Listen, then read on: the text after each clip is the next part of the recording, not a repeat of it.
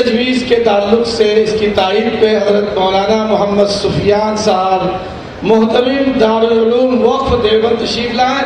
حضرت والا سے گزارش ہے کہ اس تجویز کے حوالے سے اس مجمع کے درمیان روشنی ڈالیں. حضرت مولانا محمد سفیان صاحب قاسمی محتمم دارالعلوم وقف دیوبند تشریف لائیں.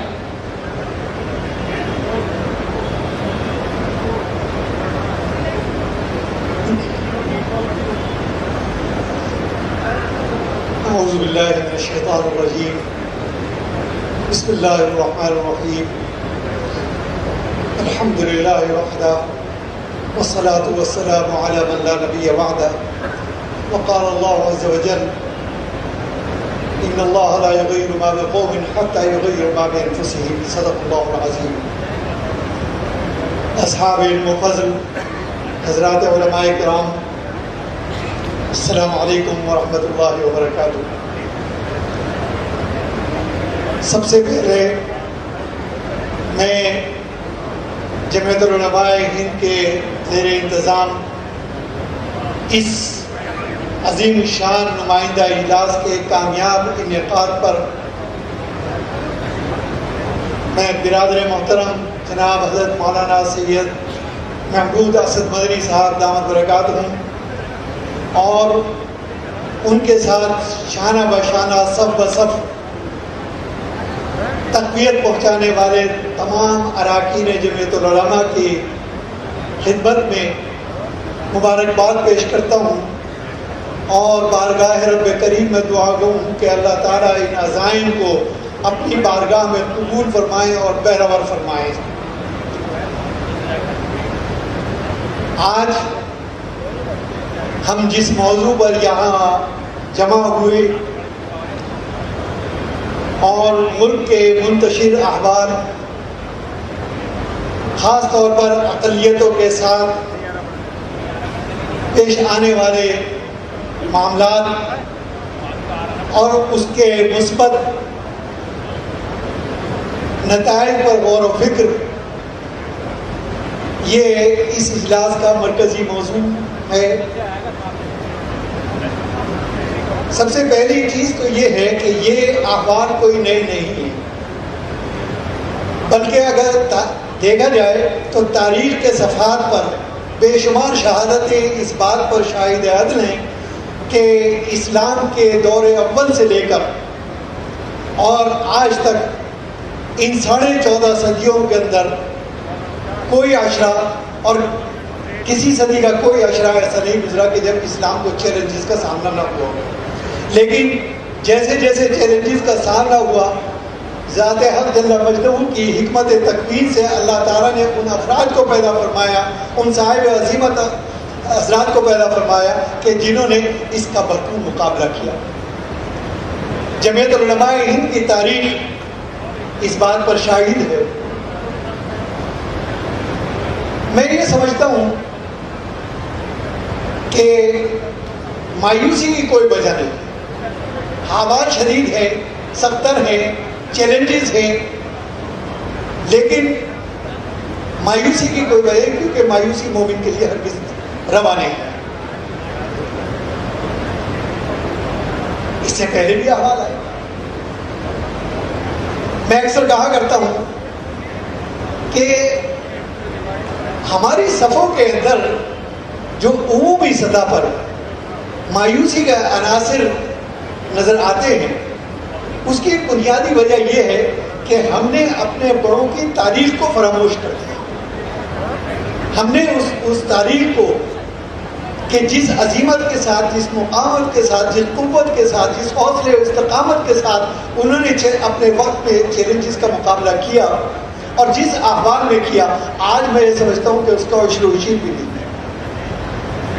ضرورت اس بات کی ہے کہ ہمیں التزاماً اپنے اکابر کے احوال کو پڑھنا بھی چاہیے اور طلباء کو بتانا بھی چاہیے، کیونکہ اس مجمع کے اندر اکثر اصحاب وہ ہیں جو اصحاب مدارس سے متعلق ہیں.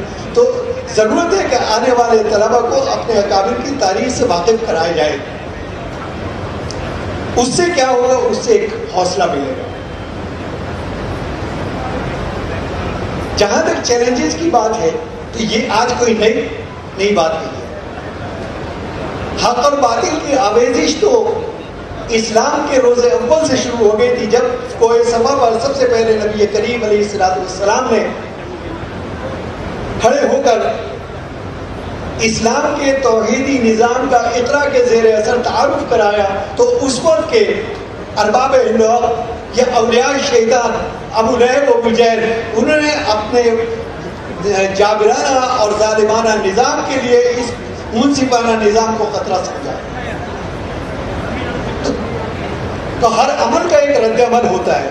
پہلا رد عمل یہ ہوتا ہے کسی بھی تحریک کا کہ اس کو تضحیک کا نشانہ بنایا جاتا ہے، اس کو تمسکر کا نشانہ بنایا جاتا ہے، اس میں عدم دلچسپی اور تاکہ حوصلے پست. چنانچہ تاریخ اسلام کے اندر واقعات اس بات پر گواہ ہیں کہ نبی کریم علیہ السلام پر کبھی کہا گیا کہ مرغی کے دورے ہوتے ہیں، کبھی کچھ کہ جنات کے اثرات ہیں، کسی نے کچھ. یہ وہ ابتدائی رد عمل تھا.